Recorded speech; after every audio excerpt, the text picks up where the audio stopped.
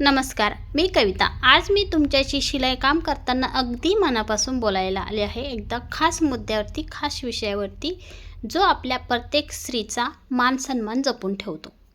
बघा, आपण सुशिक्षित तर आहोतच. कोणीच असं नाही की न शिकलेले कोणीच नाही, जे करू शकत नाही. आपण सगळं करतो, पण आपण घराबाहेर निघू शकत नाही. कारण आपल्याला आपल्या मुलांची जबाबदारी असते, घरची जबाबदारी असते. ह्या जबाबदाऱ्या सांभाळत आपण आपला मान-सन्मान कुठेतरी हरवून गेलेलो आहेत.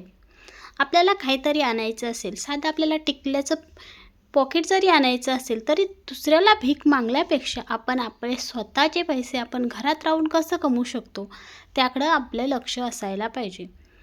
आपण असे झालो आहोत, आपण सगळ्या महिला असे झाल्यात आहोत, की एकदम भिकाऱ्यासारखी आपली गंमत झालेली आहे. प्रत्येक गोष्टीला आपण दुसऱ्याकडे भीक मागायचं. त्यांना आपण हे पण बोलू शकतो, की मी सगळ्या जबाबदाऱ्या सांभाळून, माझे मुलं सांभाळून, घर सांभाळून मी स्वतः काहीतरी करते, मी स्वतः काहीतरी कमवते.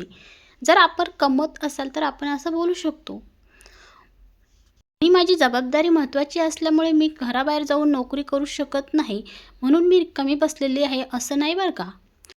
ज्या महिला खेड्यामध्ये राहतात, म्हणजे बघा त्यांना शेतात काम असते, त्यांना वेळ कमी पडतो. पण शहरी भागातल्या ज्या महिला आहेत त्यांचं वास्तव्य असं झालेलं आहे, की मुलं शाळेत गेली की आपण 1-2 बायका घेऊन आपण बसतो किंवा आपण झोपा घेतो किंवा फोनवरती घंटो फोन आपण बघत राहतो.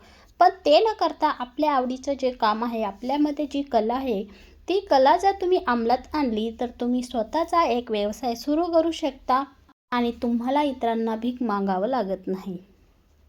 सगळ्यांचेच असं नसतात की विदाऊट टोमणे तुम्हाला पैसे भेटतात, की ज्या सासूरवासीन असतात त्यांना मी बघते माझ्याकडे जे ब्लाऊज येतात महिलांचे, ज्या अक्षरशः सासूच्या चोरून ब्लाऊज टाकतात. तर अशी परिस्थिती आपल्यावर नको आहे. तर आपण आपली स्वतःची कला अंमलात आणायची आहे. आपलं वय आहे हे काहीतरी करायचं. आपल्या मुलांनासुद्धा दाखवून द्यायचं वय आहे, की मी घरात बसून नव्हते.